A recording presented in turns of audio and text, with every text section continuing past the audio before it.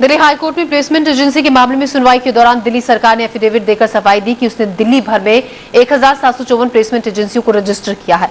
इन्हें रेगुलराइज करने के लिए एक नया कानून तैयार है जिसका नाम है Delhi private placement regularization bill. इसी मुद्दे पर बात की हमारे संवाददाता अहमद अजीम ने याचिकाकर्ता के वकील एच.एस. फुल्का से। बीएसपी सांसद धनंजय सिंह के में एक मेड सर्वेंट की मौत के बाद एक बार फिर से ये आवाज उठने लगी है कि प्लेसमेंट एजेंसीज के नियंत्रण सरकार का उसके ऊपर बिल्कुल भी नियंत्रण नहीं है और इसको लेकर एक मामला दिल्ली हाईकोर्ट में चल रहा है। क्या कुछ हुआ कोर्ट में, क्योंकि बुधवार को भी इस पर सुनवाई होनी थी। एक स्टेटस रिपोर्ट फाइल करी है सरकार ने, क्या कुछ कहा है इसमें, इस पर बात करने के लिए हमारे साथ मौजूद हैं एच.एस. फुल्का, जो कि याचिकाकर्ता बचपन बचाओ आंदोलन के वकील हैं। फुल्का साहब, क्या हुआ आज की प्रोसीडिंग में?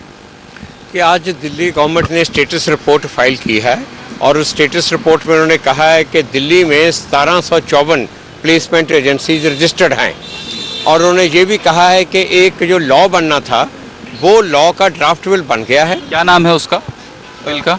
उन्होंने ये भी कहा है कि जो एक लॉ बनना था उन्होंने एक ड्राफ्ट बिल बना लिया है जिसका नाम रखा है Delhi private placement agencies bill और उसका ड्राफ्ट अब जब इलेक्शन के बाद कैबिनेट के आगे रखा जाएगा और उसके बाद वो दिल्ली असेंबली में पेश किया जाएगा।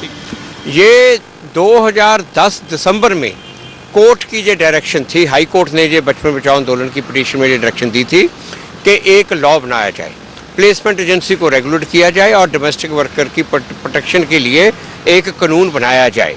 मगर वो तब से वो गवर्नमेंट ने कानून नहीं बनाया और साथ में हाई कोर्ट ने ये भी कहा था कि जितनी देर कानून नहीं बनता इन सब प्लेसमेंट एजेंसी को कंपलसरी रजिस्टर किया जाए और जो रजिस्टर नहीं करवाते उनको बंद कर दिया जाए। जब ये उसके बाद कानून नहीं बना तो ये बचपन बचाओ आंदोलन ने फिर हाई कोर्ट में ये पिटीशन डाली कि ये कानून नहीं बना। 6 मार्च 2012 को दिल्ली गवर्नमेंट ने ये कोर्ट को एश्योरेंस दी कि 6 महीने के अंदर अंदर हम ये जो कानून बना देंगे।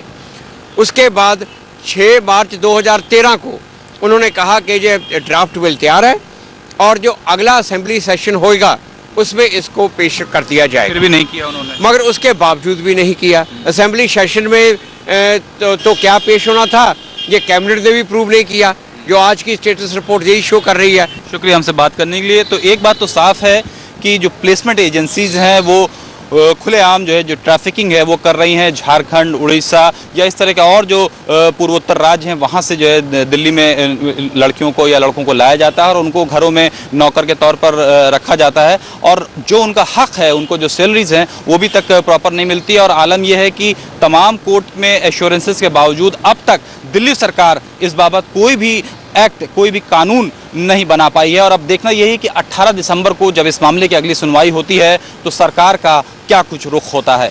कैमरामैन विनोद के साथ अहमद अजीम, दिल्ली आज तक।